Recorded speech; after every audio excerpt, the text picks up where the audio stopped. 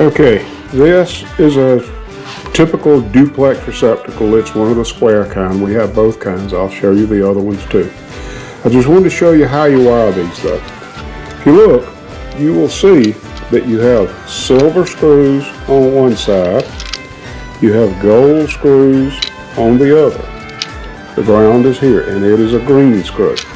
So, here's how you wire these. You have a strip gauge on here. If you look right there, you will see where that strip gauge is. Now, white goes to silver, so this is the silver. So we're going to stick a white wire in here. We're going to tighten it down. These again are compression fittings, which are my favorite. I would much rather use these than I had the standard type. Now, this is the gold screw. So we're going to take the gold screw, and again we're going to strip this wire back according to the gauge. And we're just about perfect. So now we put this down inside of the gold screw and tighten it down. And now we have the hot and the neutral. Now if you want to continue this down the line, you have a second set, one here and one here. Now these will continue to the next receptacle if you have one. In this case we're not, because I'm simply showing you how to wire this up. Now we've got a green, so we've got to put a green wire on there too. So we're going to strip this back a little further because we've got to put a kink in this one, and we'll do it. This is not really the right way to do it, but I'll do it this way just so everybody can see. I'm not prepared for this tight, but this is what you have to do if you do not get the compressed tight.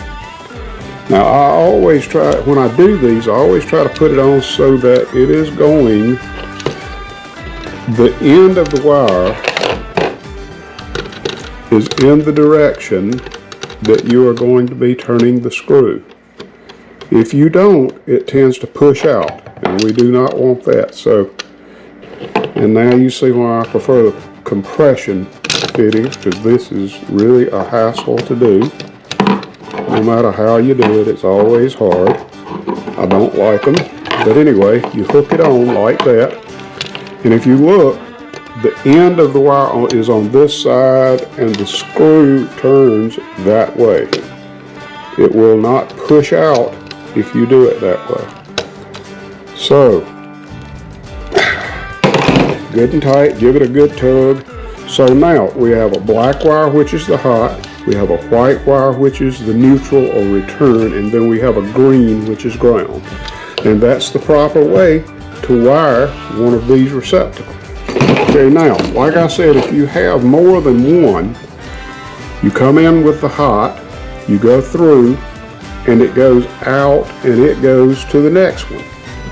All right, now it is connected right there.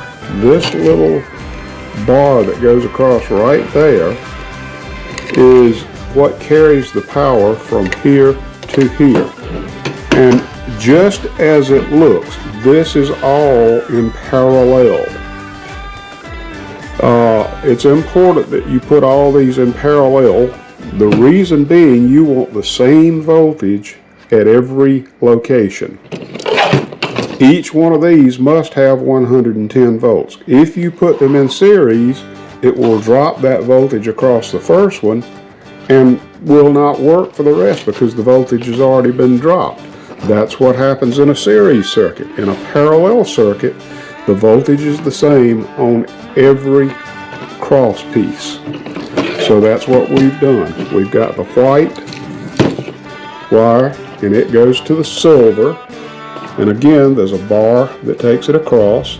It goes to the next one, and then it goes all the way down to the load.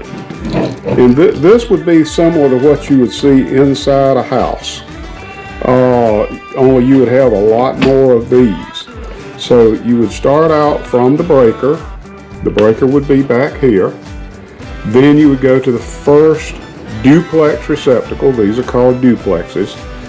Then you would go to the next duplex, and when you got finished with the duplexes, usually we will put a light switch on the end. Now, The hot is in series on the light switch. The white does not even stop there. It goes straight by, and so does the ground. We don't have a ground on this particular kind of light fixture, so this would normally be mounted onto a metal box and the ground would go to the metal box. I can't show you that here because we don't have it. So now let's put some power on this and see what we can find out. Okay, let's take a look at what we've got here. I have a system rigged up here, and it is hot. Do not do this at home. This is wired in parallel. It has to always be parallel. The black goes to the gold, then it continues to the next gold, then it continues to the next gold, and so on and so forth. And now we're going to look at the white. The white goes to the silver. Then it goes from the silver to the next silver. Then from the next silver it goes to the load. It does not go through the switch. And ground, of course, goes to pretty much everything.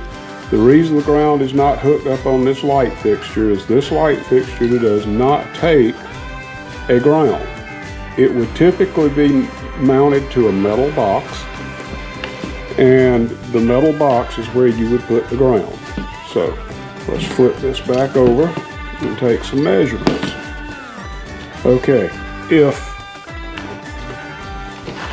I check here, if I take the red lead and put it here, and I'm set on AC on the meter, it's the little V with the wavy line above it, and I go from black to white, I get 122 volts.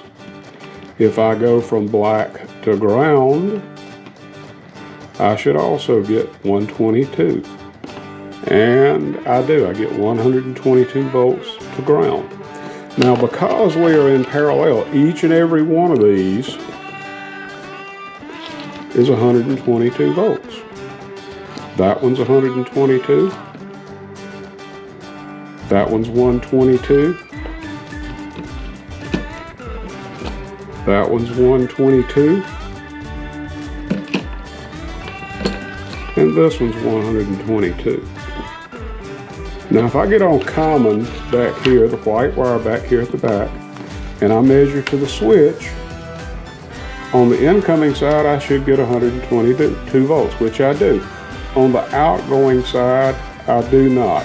I got 1.3 volts, which is a residual. Now if I turn this switch on, the light comes on, and now I have 122 volts on both sides of the switch. So all the switch does is allows the 110 volts to pass from here to here. And by the way, do not try this at home. This is something you need experience to do. I have these exposed and they have live voltage on them, and it can hurt you or even kill you. So do not try this at home. I've been doing this for 50 years. When you've been doing it for 50 years, maybe you can do it too, but I would say right now, do not try this at home. So now, if I take and I plug something in, we're going to use a drill. Let's say, now this does not have a ground on it. Now you see there's a wide blade and a narrow blade. If I plug this into this one, it comes on. That means I've got 110 volts there. I unplug it from there and plug it into here. I also have 110 volts there. If I unplug it again and plug it here, I also have 110 volts. That's why it is so very, very important to keep these in parallel. If you goof up, the system will not work. So as you can see, each one of these plugs has 110 volts, and that is why, because we hooked it all up in parallel.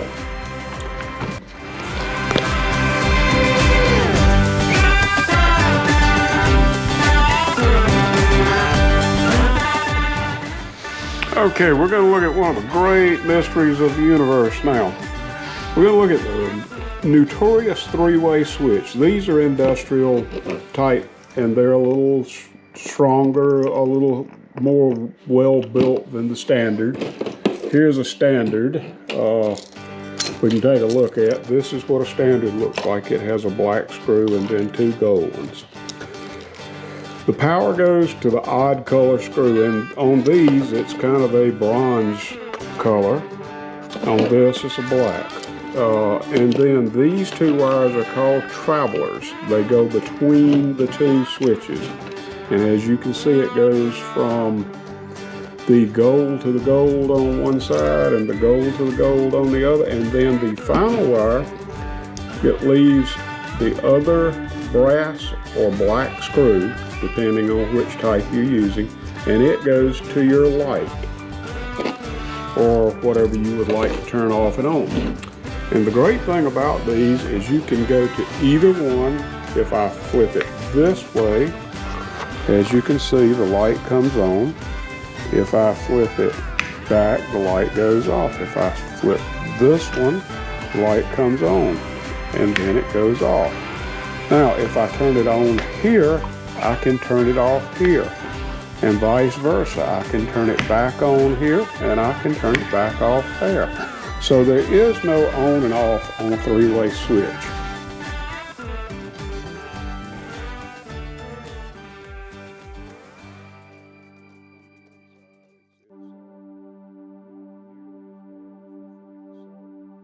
Anyway, now that you've seen this, we can wire two 3-way switches. And next we'll look at a 4-way switch which goes in between these 2. We will look at that next.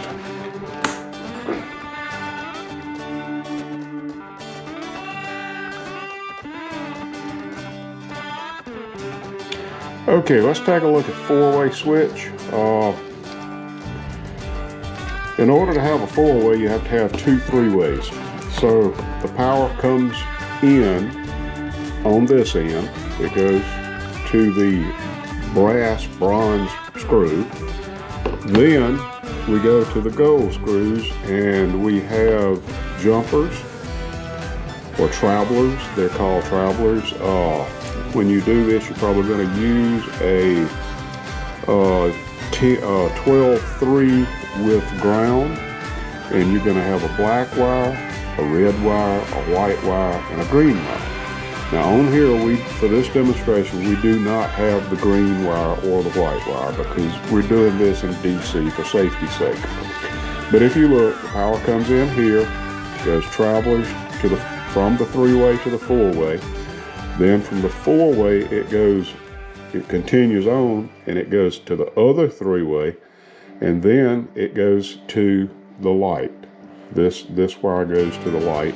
And common is made by the board that we built here.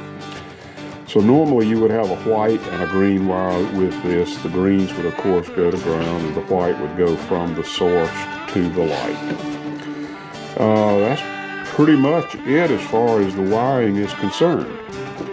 Now, the way this works is any light or any switch will turn the light on or off. So if I flip this one on, as you can see, the light comes on.